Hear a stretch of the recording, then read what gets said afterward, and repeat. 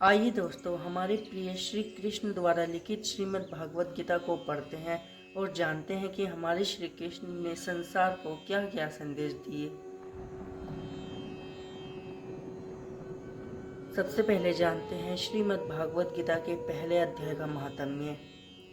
श्री पार्वती जी ने कहा, भगवान आप सब तत्वों के ज्ञाता हैं। आपकी कृपा से मुझे श्री विष्णु संबंधी नाना प्रकार के धर्म सुनने को मिले जो समस्त लोगों का उद्धार करने वाले हैं। देवेश, अब मैं गीता का महात्म्य सुनना चाहती हूँ, जिसका श्रवण करने से श्री हरि में भक्ति बढ़ती है। श्री महादेव जी बोले, जिनका श्री विग्रह अलसी के फूल की भांति श्याम वर्ण का है, अक्षिराज गरुड़ ही जिनके वाहन हैं, जो अपनी महिमा से कभी व्यक्त नहीं होते तथा शेषनाग की शैया पर शयन करते हैं, उन भगवान महाविष्णु की हम उपासना करते हैं। एक समय की बात है, मूर्तैत्य नाशक भगवान विष्णु शेषनाग के रमणीय आसन पर सुखपूर्वक विराजमान थे। उस समय समस्त लोगों को आनंद देने वाली भगवती लक्ष्मी ने आदर पूर्वक प्रश्न किया। श्री लक्ष्मी जी ने पूछा, भगवान आप संपूर्ण जगत का पालन करते हुए भी अपने ऐश्वर्य के प्रति उदासीन से होकर जो इस क्षीर सागर में नींद ले रहे हैं, इसका क्या कारण है? श्री भगवान बोले, सुमुखी, मैं नींद नहीं लेता हूँ, अपितु तत्व का अनुसरण करने वाली अंतर्दृष्टि के द्वारा अपने ही महेश्वर तेज का साक्षात्कार कर रहा हूँ।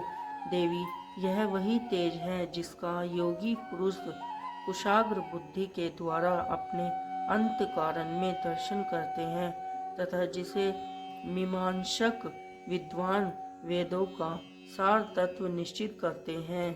वह महेश्वर तेज एक अंजर प्रकाश स्वरूप आत्मरूप रोग शोक से रहित अखंड आनंद का पूज्य निष्पद निर्ही तथा देतर रहित है।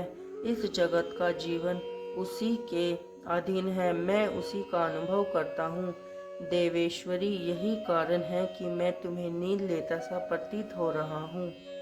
श्री लक्ष्मी जी ने कहा, ऋषिकेश, आप ही योगी पुरुषों के ध्येय है। आपके अतिरिक्त भी कोई ध्यान करने योग्य तत्व है, यह जानकर मुझे बड़ा कौतूहल हो रहा है। इस चराचर जगत की सृष्टि और संसार करने वाले स्वयं आप ही हैं।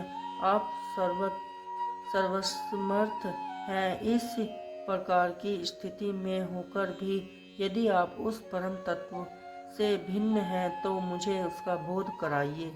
श्री भगवान बोले, प्रिय, आत्मा का स्वरूप द्वैत और अद्वैत से पृथक, भाव और अभाव से मुक्त तथा आदि और अनंत रहित है।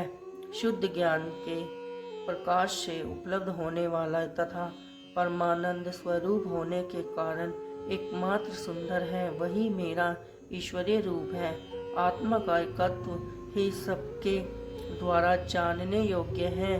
गीता शास्त्र में इसी का प्रतिपादन हुआ है। अमित तेजस्वी भगवान विष्णु के ये वचन सुनकर लक्ष्मी देवी ने शंका उपस्थित करते हुए कहा, भगवान, यदि आपका स्वरूप स्वयं परमानंदमय और मन वाणी की पहुँच के बाहर है तो गीता कैसे उसका